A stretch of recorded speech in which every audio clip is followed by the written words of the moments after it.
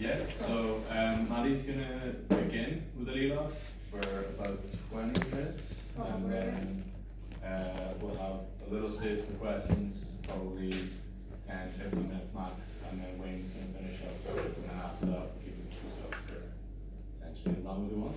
So yeah, Maddie, take it away. Cool.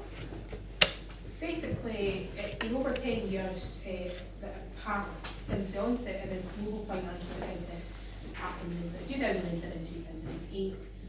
And within this crisis, there was this massive big thing about the credit crunch and what we could do as individuals to sort of get credit back up. Where in reality, it was basically capitalist governments pouring billions and billions and billions into the banking system to actually save stuff, and then blaming us, basically blaming the working class, and getting them to pay the price for the crisis of capitalism, in measures such as austerity done by the Tories, and the sort of decrease in the stagnation in wages for working class people compared to what they are maybe like 10, 20 years ago.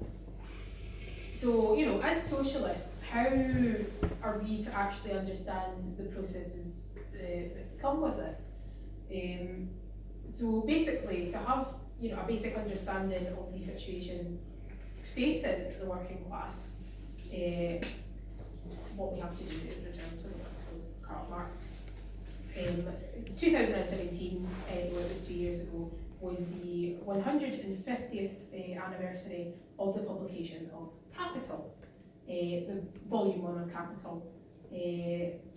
But basically, there's been a resurgence of Marx's work, and this has obviously followed the 2007 financial crisis, things like the Occupy movement, things such as the re-election of Trump, conservative austerity and everything, and the election of Corbyn to the Labour Party. While now we can, there's a number of problems that we can bring up with Corbyn. That's the actual election of Corbyn represented something to us that is somewhat of a breakthrough in sort of left-wing Marxist politics. So the anniversary, which was 2 years ago, it was being celebrated within academic backgrounds by those who sympathise with the Marxist arguments, and how they look at how Marx's work is relevant to our current state of capitalism. Marx never actually intended Capital to be just a book for academia, as you can say that for a number of socialist works. It's not solely restricted to academia, it is for the larger working class. It's a revolutionary piece of work. It eclipsed socialists. It's not just, we can sit here as easy as anything and say, yes, it's for us. We can look into it and delve into it. Marx meant for it so that, your average lineman could read it, your average housewife could read it. It's not just for, academics, students. And it's so they can read it and understand about their conditions better. And it's used for them to help overthrow the ruling class and help overthrow the bourgeoisie. Because of this, it's basically essential that we study the work. Capital, if you're a socialist and you're going to read one piece of work, it has to be Capital. It tells us, not only does it tell us about the kind of workings that had gone on 150 years ago, it describes perfectly many of the workings that happen today and how we fit into the working environment as socialists. Basically, what we can do to help bring about socialism, and how we've been trapped within this sort of working environment. So basically, within Capital, he sets out to show us what capitalism is, different laws that govern how it operates, and the role basically of the working class in the production process.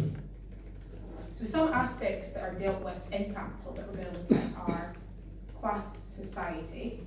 And class society basically, it shows us it's impossible for capitalism to exist without dividing people into antagonistic social classes. capitalist society is basically divided into your two basic categories of proletarians and bourgeoisie, workers and bosses essentially. Another concept is private ownership of the means of production. These are the main levers of the economy. These are, factories, shops, and everything. They are owned by the capitalist class, and we as the proletariat work within them. Social production. This is when capitalism draws together massive workforces in order to enable an efficient division of labour. Mass commodity production, where capitalism exists to produce commodities and hence expand profit. Marx himself says that the capitalist mode of production presents itself as an immense accumulation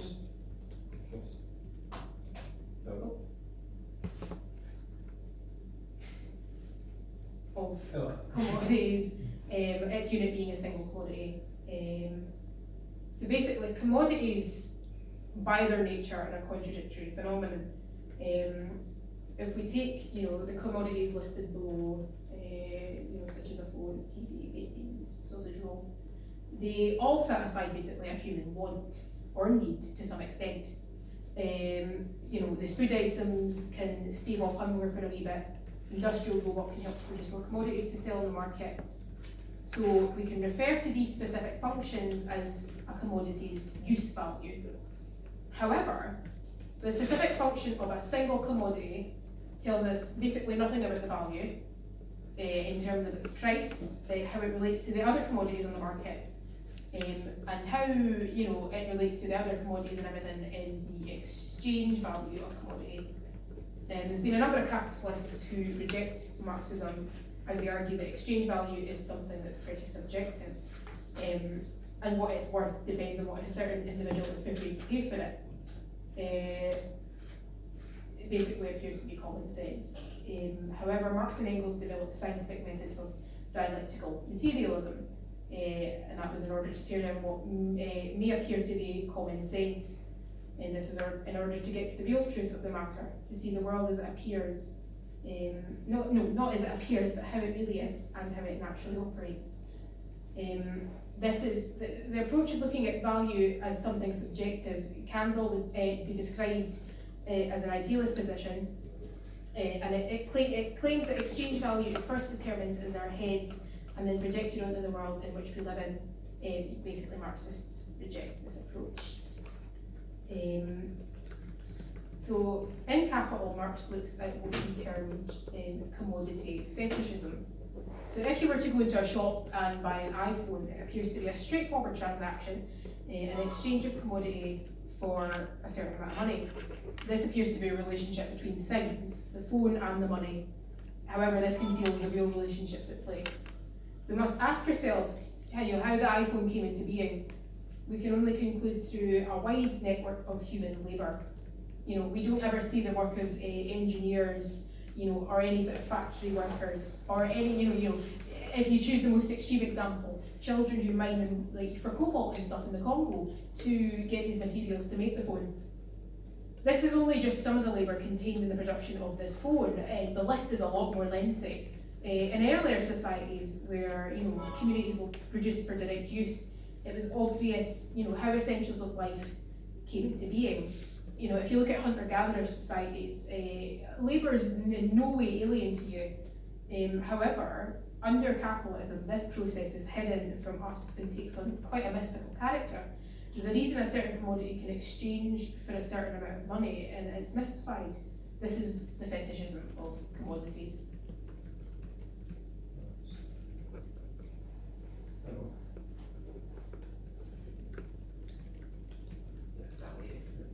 So basically, value is a measure of the amount of human labour power required to produce a commodity. In relation to the exchange value of an industrial robot to a sausage roll, 40,000 sausage rolls may be an equivalent exchange value to an industrial robot. But it's not realistic to run an economy on barter. There has to be a general equivalent or a measure of value, and this is the role that money essentially plays. So the price of a commodity on the market can really only be explained through Marxism. The